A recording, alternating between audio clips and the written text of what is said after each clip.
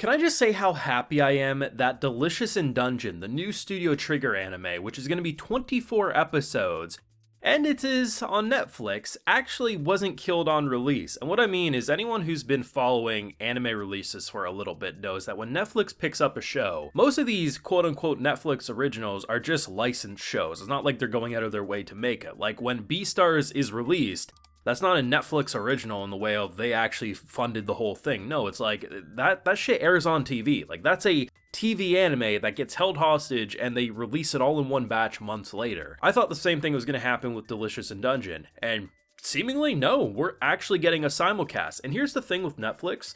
They release weekly in Japan all the time, and half the time there's actually subtitles with it, and you just have to use a VPN.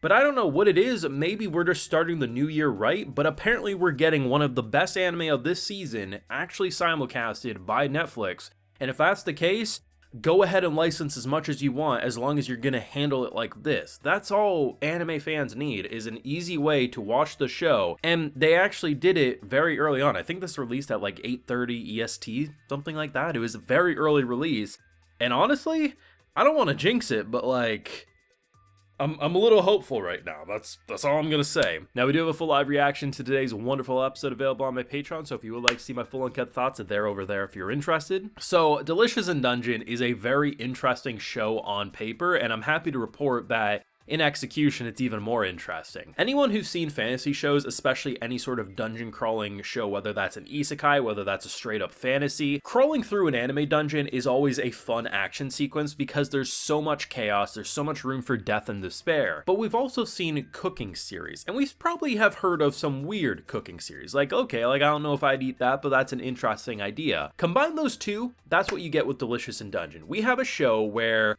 it literally starts off with the MC's sister being ate by a dragon. And that sounds pretty intense. That's like, damn, Brandon, you're dropping some big spoilers. That's like the first 30 seconds, bro. And literally, they're unfazed. They're a little worried, but they're like, hey, it'll take a bit for her to be digested. Do you guys want to go grab lunch? It's like, no, bro, we're going to go back into that dungeon. But how do you go back into the dungeon when you have hardly any money? You gotta go save your sister. Well, we start realizing that maybe the dungeon is a decent way to use food, and I love the idea that we have a legit cooking show first and foremost, and a dungeon crawling second, but both of those parts of the puzzle are very fascinating. You literally kick off this episode with this hand-drawn dragon fight, and while it's very quick and it's just like lashing out, it is very well done. Like, I'm serious, like, the fact that you start off with a hand-drawn dragon, it just sets the stage that this is going to be a beautifully produced show, and for 24 episodes back-to-back, I mean, that can go either way, but in Studio Trigger, do I trust? Because they have a very expressive animation style that you know that even when it may technically on paper look like it's a little visually underwhelming, they're so expressive that they always make up for it with comedic directing most of the time, and that's exactly what's going to happen with a show like this.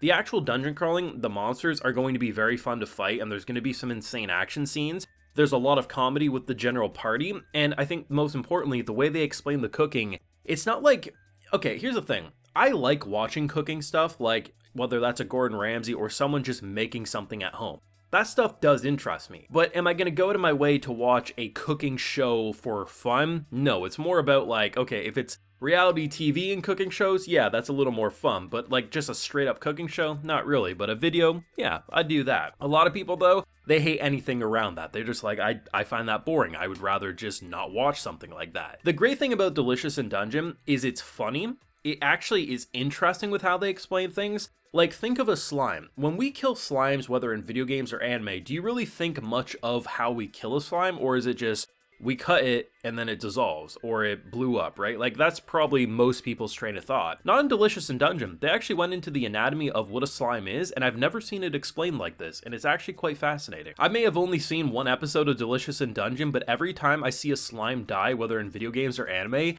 this is how I'm going to interpret how a slime is. They pretty much explained it more or less as like, think of all of our internal organs but reversed and covered by like a fluid. So when we stab a slime or cut it, we're basically just stabbing all its vital organs, and that's why it ends up dying in the way it does. And I have to take a step back and say I haven't seen an anime ever talk about a slime like that, but I actually really appreciate it. And the idea of, okay, this dude literally has a cookbook or a book of like what we can and can't eat. Here's this walking mushroom.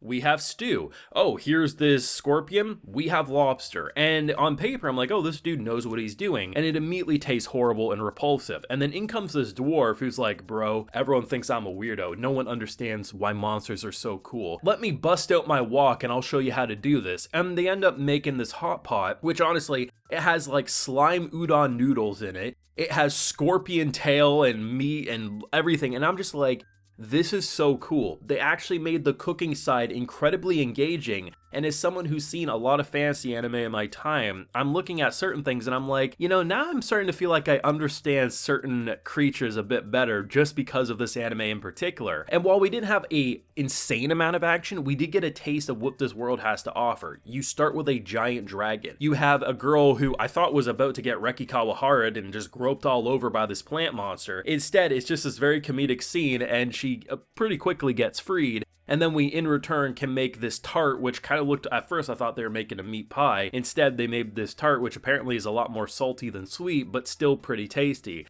As Buddy and the over there who got swallowed by the creature just has to lay there with his decaying corpse. And I'm like, Delicious in Dungeon, I knew you were going to be fun. You were one of my most anticipated shows of this anime season, but it actually surpassed my expectations. Not in the way that it's like twofold. I already expected it to be great, but it's like if I expected it to be great, it ended up about here. Like it's slightly better than I was expecting, but it's a Studio Trigger anime through and through, and it just feels great because while I could easily see a cooking show that's all about just looking at monsters and talking about how to cook them, that's not going to be for everyone.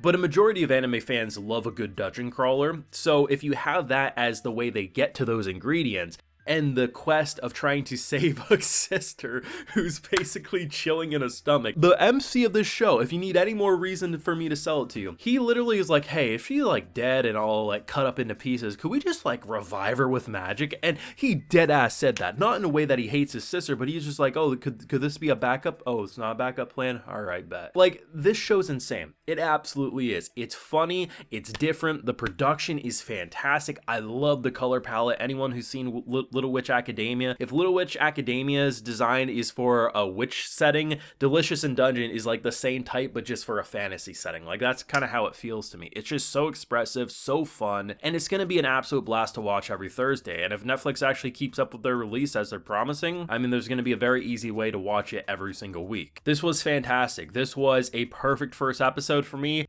The opening that they played, I mean, that was good too. It's just, this is going to be a great time. I'd love to know what everyone thought, whether if you were excited for this one, you had no interest in watching it before. What did you think of episode 1, and are you going to check out episode 2 next week? Let me know down below. Be sure to leave a like if you enjoyed, subscribe if you're new around here, of course, ring that bell so you get notified when I upload more of the channel, and like I mentioned, we have that full live reaction over on my Patreon, and hey, while you're over there, you also get a video shout out. So today we have Roland Vermilgo, Jan Binganga, Bob Johnson, Yuhara Kazuri, Sion8, and Kevin Lamb. So I appreciate the support, everyone. Please take care and have a good one.